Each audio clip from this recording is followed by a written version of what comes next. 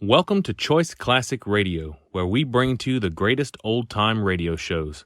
Like us on Facebook, subscribe to us on YouTube, and thank you for donating at choiceclassicradio.com. Hit it straight. Crime is a sucker's road, and those who travel it wind up in the gut of the prison of the grave. This time it was a fishy horseplay from a red-headed beauty, past a black-bearded sailor to a neck-and-neck finish over a wandering seahorse worth $50,000. I was the jockey. It happened like this. From the pen of Raymond Chandler, outstanding author of crime fiction, comes his most famous character in The Adventures of Philip Marlowe.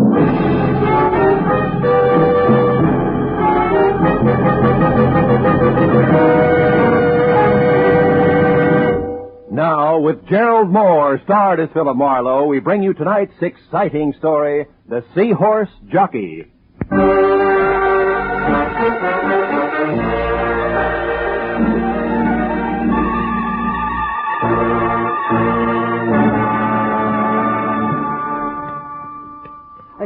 You know, Mr. Marlowe, when you came in today, I said to myself, it's a funny thing. You've been getting your hair cut here now for 6-7 years. But I never found out how you vote. Republican or Democrat? Well, I like to think that's my business. And another thing. Never did you tell me if you're for the Marshall Plan or against the Marshall Plan. Well, the Marshall Plan And for the California's governor next fall? Well, there's no doubt in my mind that... And the income tax... sit back, please. Yeah. Now, the income tax is fair or it's not fair? Well, eminently... How come all this stuff, I don't know, what is your opinion? I can't imagine. Well, of course, my opinion, I tell people. I say political party is a matter of getting to...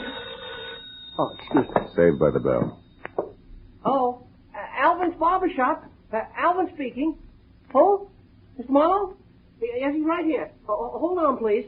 It's for you, Mr. Marlowe. Always interruption, ain't it? It's so right. The 60, well, never mind. Hello? Mr. Marlowe, this is Mrs. Laura Demarest speaking. Oh? Thank goodness I've finally located you. Now, you're to come out to my place at once. Pacific Palisades, 1312 Old Tower Road, and your plane leaves in 2 hours. Now, wait a minute. What plane, here, Mrs. Demarest? Why? What's this all about? The Seahorse. I'm going to sell it, Mr. Marlowe. My mind's made up. The sea witch?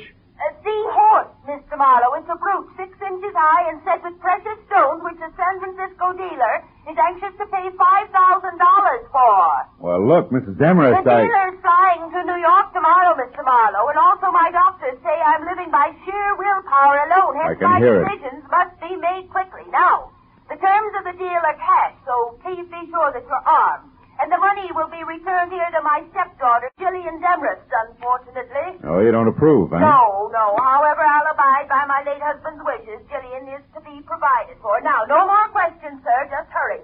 You'll be paid handsomely, and when you get here, Mr. Marlowe, use the back porch. I'll be in my bedroom. The other doors are locked. You're alone, Mrs. Demarest? No servants? I'm merely sick, Mr. Marlowe, not dead. And since I've just fired Elmer Ferris, who was called a lawyer, but it was actually more of a baboon, we'll be able to talk. Now, hurry, Mr. Marlowe. Please be punctual. My new lawyer is due here at 4:30. I'll finish up and be ready for you at exactly 5. Is that clear? I've got one question. Were you ever a barber? Goodbye, sir. Well, Alvin, it looks like we'll have to skip that shave. Oh, that's too bad, Mr. Marlowe. Like I said, I'm anxious to get your opinions. Opinions are important, huh? Important, Oh, you know? sure, Al, sure. Yeah, I mean, the way I look at it, Mr. Marlowe... Alvin! Yes, Mr. Marlowe? Wipe the lather off. Your chin, not mine.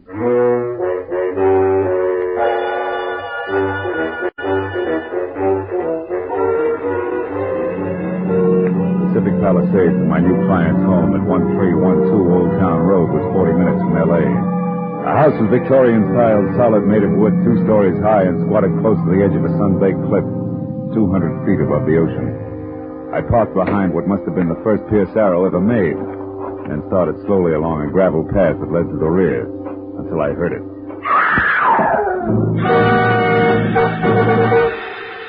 Inside, I found an old woman whom I figured to be my client, leaning against a half-open kitchen door, sobbing and clenching the gingham apron swore like it would keep her from screaming again.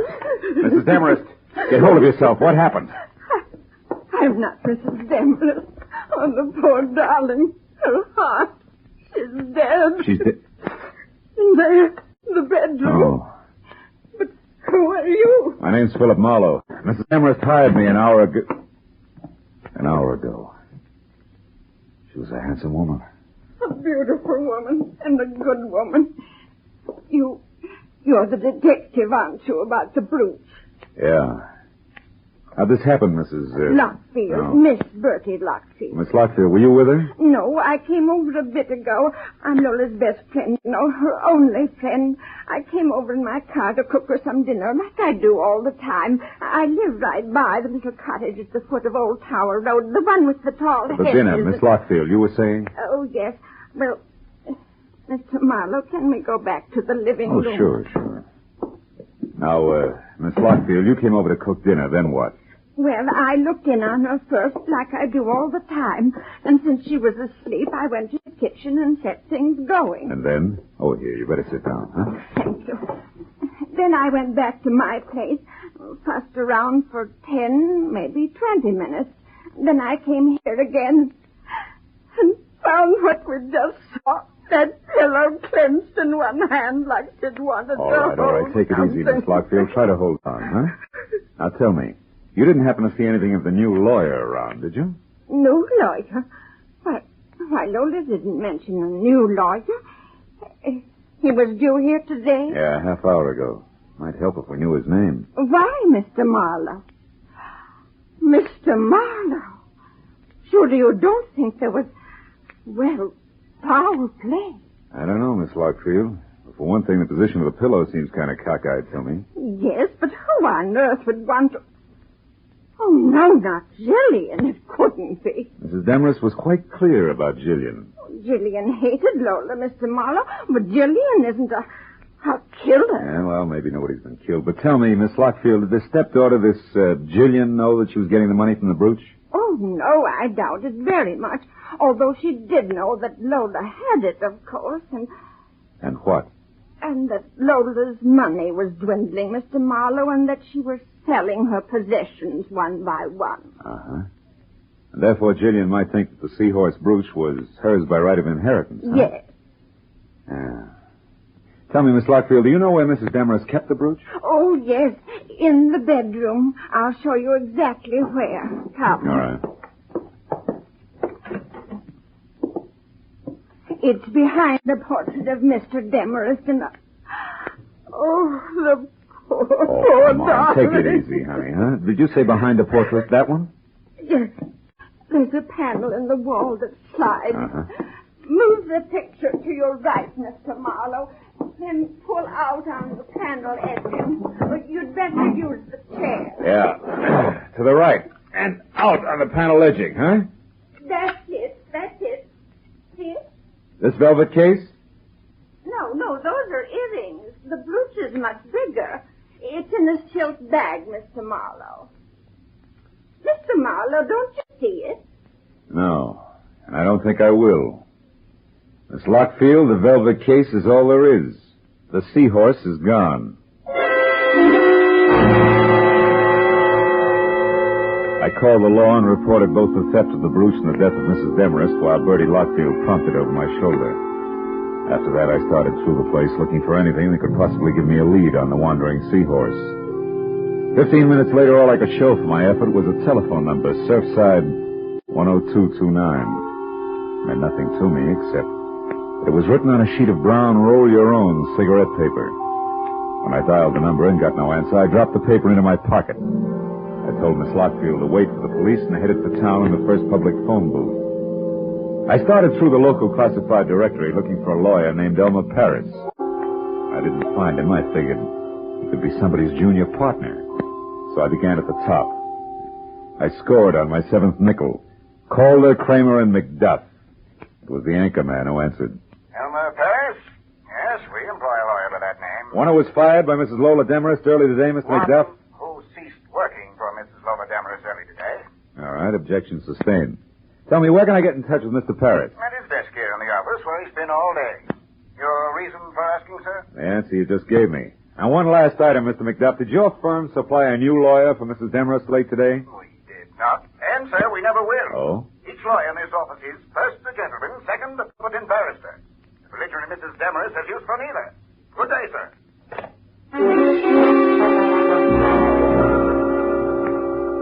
With that, I checked Elmer Paris off my list and went back to the phone book. Jillian Demarest, my late client's stepdaughter, was listed at number 111 Los Amigos Terrace, which a map on the back of the book showed to be just off Sunset Boulevard in Hollywood.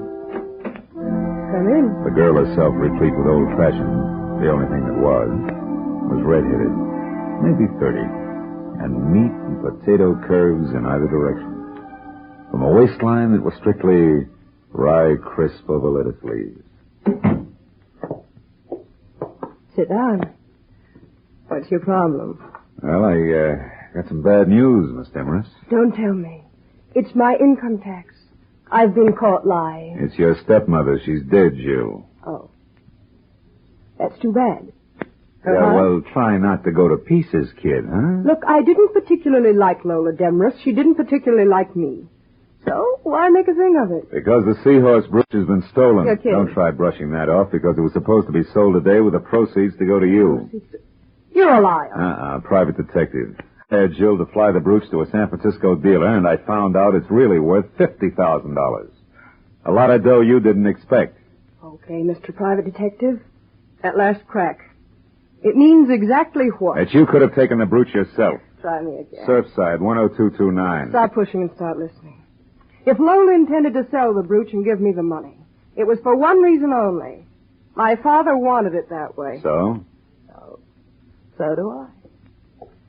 And now that you're without a client, maybe you'll work for me. I doubt it. I write and get paid well.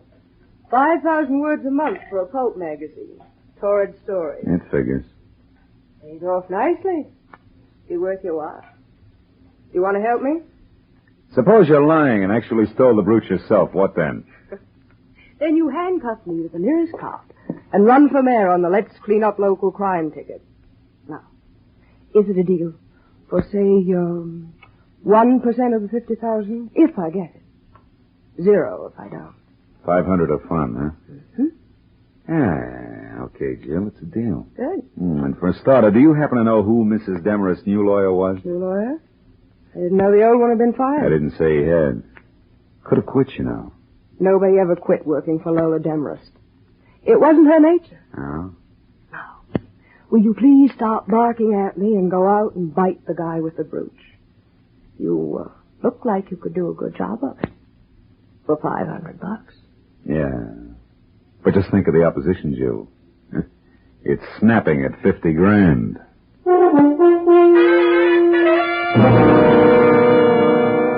I drove back to the foot of Old Tower Road and smothered an ivy cottage labeled Miss Bertie Lockfield. I started for the front door, but only got halfway. That'll do nicely. Right where you are. Oh, fine. You're a friend of Bertie Lockfield or a relative? Which? A nephew, why? Because, nephew, Aunt Bertie's not home, and I want someone responsible to leave a message with. So you go looking for him with a gun, huh? Now listen, baby, Shut up. And try to remember this. Tell your aunt that the new lawyer Mrs. Demarest hired will be in touch with her. Does that make any sense to you? No. But maybe if I knew his name, it would. I doubt it. Now, nephew, without any fuss, let me have your car. Hey, now, wait a minute. Come on. You'll find your car a block away from here where I left mine. Give? No. Happy motoring. Thank you, nephew. And don't forget the message. She backed away, got into my car, and started it without once taking her dead, fish-cold gray eyes off me. When she jerked away from the curb, it was too late for me to do anything but swear and start walking to my car. It was where she said it would be, so I got in and sulked as far as the first public telephone. It was time to try Surfside 10229 again.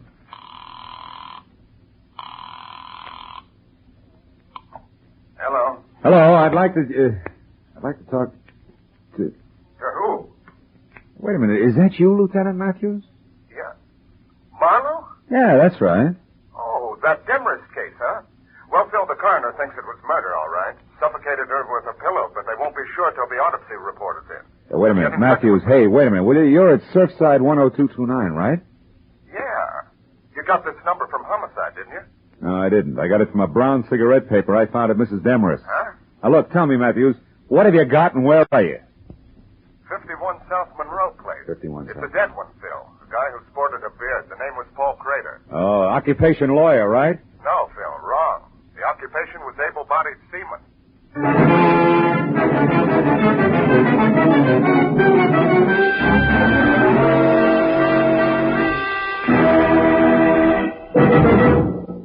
just a moment, the second act of Philip Marlowe. But first, Dr. Christian's latest patient comes up with a new problem for the kindly small-town physician this Wednesday. And it's the case of a man who's about to be evicted from the place to which he's come home to die. Add to this, the patient is an exceedingly lively, rip-roaring centurion. And you have the makings of a highly dramatic, amusing yarn. Dr. Christian, starring Gene Herschel, is heard every Wednesday on most of these same CBS stations. Now with our star, Gerald Moore, the second act of Philip Marlowe, and tonight's story, The Seahorse Jockey.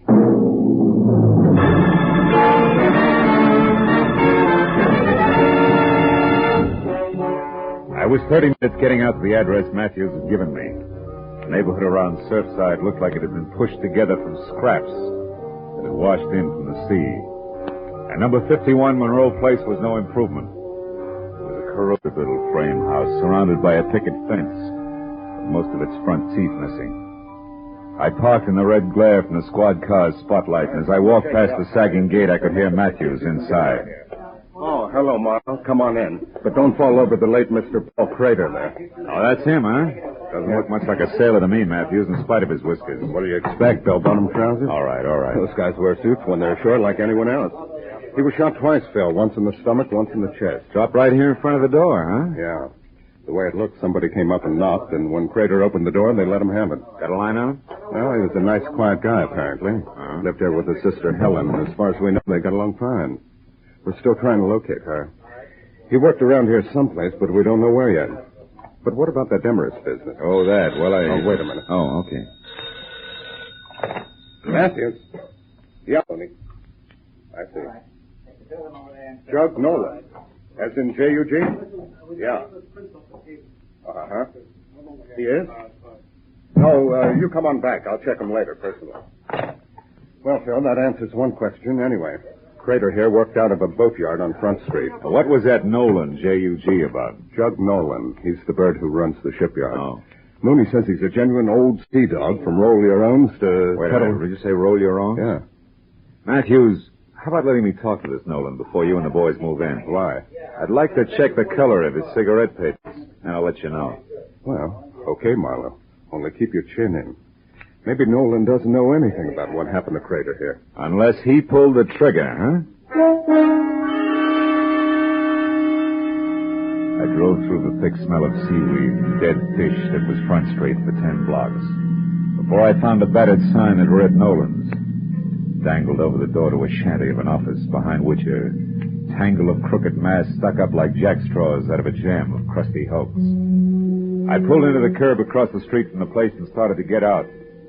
The office door opened, and a man who looked something left over from Moby Dick stepped out, headed across in my direction. As he passed in front of my car, I got a good look at the butt of the homemade cigarette, drooping over a jaw as heavy as the end of an anchor. It was rolled with brown paper. Odds on it had to be Jug Nolan. When he swung on down the street and finally went into a bar, I followed. Hey, Sweet. Do it again, huh? Hey, right with you, Chuck. Let's not do it. I gotta get... Well, what do you make of it, mate? Something biting you? Not exactly, Jug. I was just wondering how well you're acquainted with Lola Demarest. Demarest? Yeah. Well enough to know she's got vinegar in her veins instead of blood. Why? The old crackpot something to you? No, not now. She was my client earlier tonight. I'm a private detective. Name's Marlowe. Now, keep it. You were up to see her today. I'd like to know why. Go ask her. That's a little tough now. She's dead. Yeah? Well, better late than never, mate. Miss her, do you? I can stand the strain. What was your business with her? Boats. Sure it wasn't seahorses? Don't talk bills to me, mate. I said boats. 2 rusty, rotten scows covered with barnacles enough to sink 'em in another week. But to hear that old gal talk, you think each one was the Queen Mary. Hey, Sweet! Yeah? Pour me that drink. Okay, Jug. Here, what's yours, mister? Scotch, Johnny Walker. Take them both out of this. No, you don't. I'll buy my own. And I'm tired of your questions, mate, so haul out. Here, Sweet. Suit yourself. Maybe you can bear up on one more question, Nolan. For you, maybe it's easy. Who killed Paul Crater? What was that? Somebody put 2 bullets in Paul Crater in front door of his house. I just came from there. Paul, dead. If you're lying to me, mate, I'll kill you in 2. Get your Hands off, Jug. Why would I lie? The cops know who did it. Not yet, but they will. I'll find out about this in a hurry. Slow down, Nolan. There's no rush. Rader's going to be dead a long time. I want to ask you... Get out of my way! Look, Nolan, I said I wanted to... Never mind. Okay, Commodore, help yourself. Nolan's ponderous right fist was cocked when I changed my mind, but that wasn't what did it. Over his shoulder, I spotted a familiar face. Detective Lieutenant Matthews leaning at the end of the bar and studying his thumbnail intently. As Jug stamped past him and out the door, Matthews jerked the intriguing thumb at a thin, sandy man working a pinball machine, who suddenly lost all interest in the game and left abruptly. And Matthews sidled down the bar toward me. Sorry to step on your heels there, Bill, but we found out that Nolan has 2 judgments against him for assault. Got a very dangerous temper, it seems. Well, you saved me a split lip. Did you hear all of it? Enough to convince me that Jug Nolan didn't do it, but we'll tag him just to play safe. Chances are he's heading for Crater's house now, which should just give me a good chance to go to his place and look around. I'll see you, Marlowe. Yeah, so long, Matthew. Something else for you, mister? No, thanks, Swede. Unless you can tell me why so many Surfside sailors grow Van Dykes. I wondered myself. Maybe it's to hide those dirty collars. I don't know. Hey, Swede, couldn't stand the city gas. Hey, here's one with a beaver now, mister. Why don't you ask him? Oh, it's not that important. Come on, let's go, Swede. Set me up some rye whiskey. Okay, all right. Say, Dusik, this fella here wants to know why you sailors grow those chin whiskers. Yeah?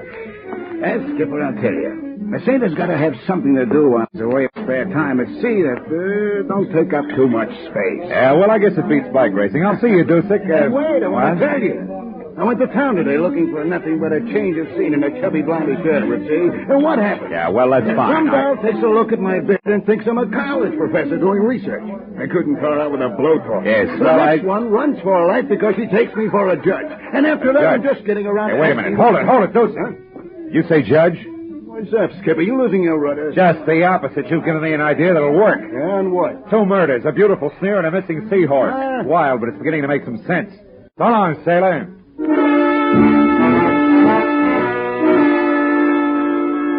I checked Nolan's boatyard first, but his office shack was dark. So I drove hard back to 51 Monroe Place in the hope that Matthews had been right about Jug's destination. When I ground to a stop, I once again gave thanks for smart cops. Jug Nolan was there, all the fight gone out of him as he stared without seeing it at the blood spot on the floor where Paul Crater had died. I asked him one simple question. The answer he grunted in 3 words without so much as looking up. But it made everything fit. As I got to the phone, I knew whatever else he was, the old sea dog was no liar.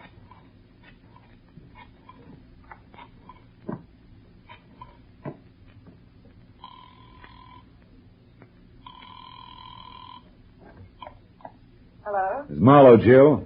Oh, I've been waiting for this. What is it? Money or fun? All depends. Now listen close. I've got to have some help right away. What's wrong? Where are you, Phil? It doesn't matter, but this does. Get hold of that friend of your stepmother's. What's her name? Bertie Lockfield. And both of you meet me at your stepmother's house as soon as you can make it. It's important, baby. Don't fail me.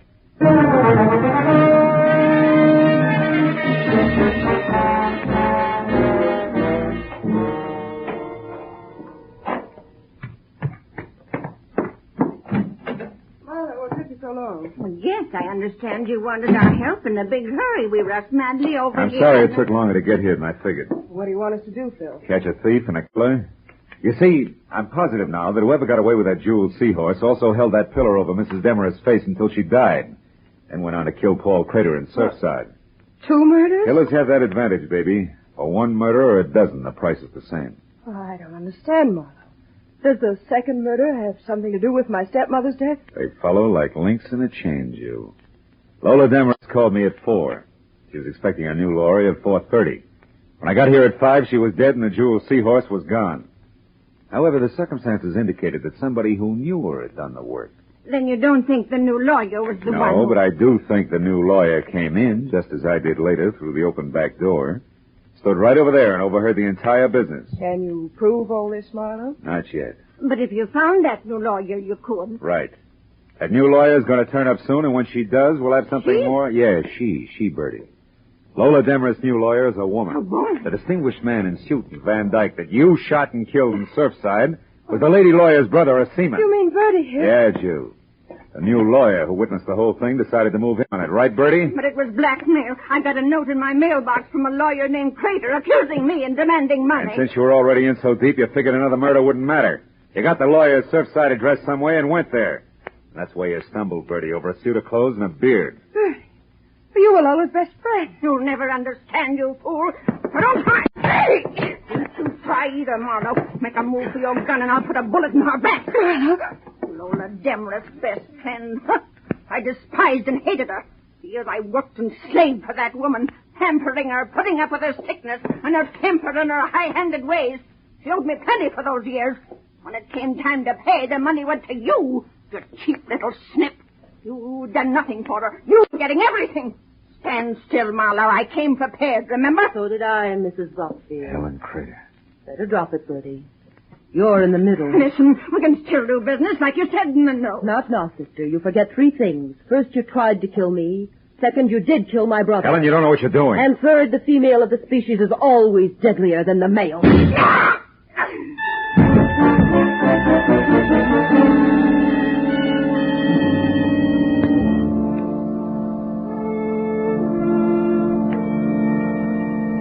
Well, Matthews, that's about it. Yeah. What do you think will happen to Helen Crater? No, that's one I don't have to figure out. Well, she's a lawyer, you know. Maybe By the way, Phil, Phil, how did you find out she was the lawyer? Oh, that. Well, you see, the fact that the new lawyer was nowhere around bothered me. Uh-huh. And when I was in that bar in Surfside, one sailor with a beard told me he'd been mistaken for a judge. I figured maybe another sailor, also with a beard, could have been mistaken for a lawyer. And you worked back from that? Yeah. Paul Crater's sister, Helen. I finally asked Nolan what Helen Crater did for a living. He told me. You see, he was the guy who had recommended Helen in the first place. He'd come to see Lola about the boats and found out that she needed a lawyer, right? That's right. So he talked some business to Paul Crater's sister. That's how the phone number came on brown cigarette paper. You know, I found it on the sun porch. Well, that's it. Yeah. Well, you gonna get some coffee? No, thanks, Matthews. Okay, tired. Oh, I think I'll go home.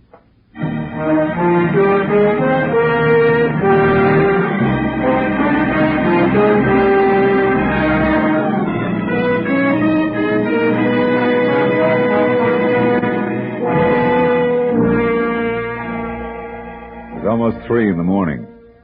Silent, sterile hour at the short end of a long, long night. Everything that happened had been because of a jeweled seahorse. An ugly little replica of an ugly little fish. But then, as I thought about it, I realized that the trouble wasn't because of the seahorse. It was because of the people. Bertie Lockfield, Helen Crater, Lola Demarest. That's always the trouble. People. Yeah. To coin a cliche, it takes all kinds of people to louse up the world.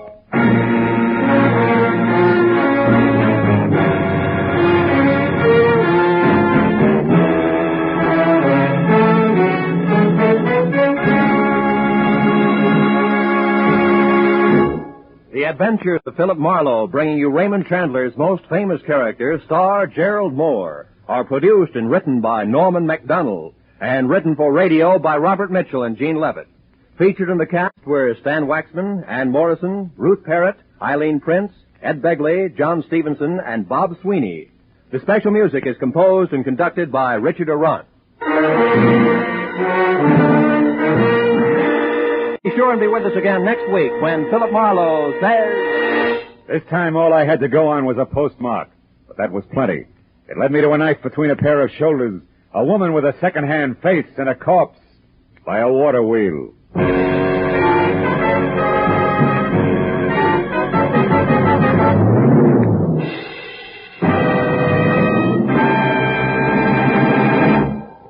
There'll be some grand singing on CBS this Wednesday night. Bing Crosby will play host to Al Jolson and Ella Fitzgerald, and Burns and Allen will entertain lovely Dinah Shore. Also, Groucho Marx will be around with more of his wonderful wit on his quiz, You Bet Your Life. And, of course, Dr. Christian will be on hand with another famous story. They'll all be heard on most of these same CBS stations, so be listening.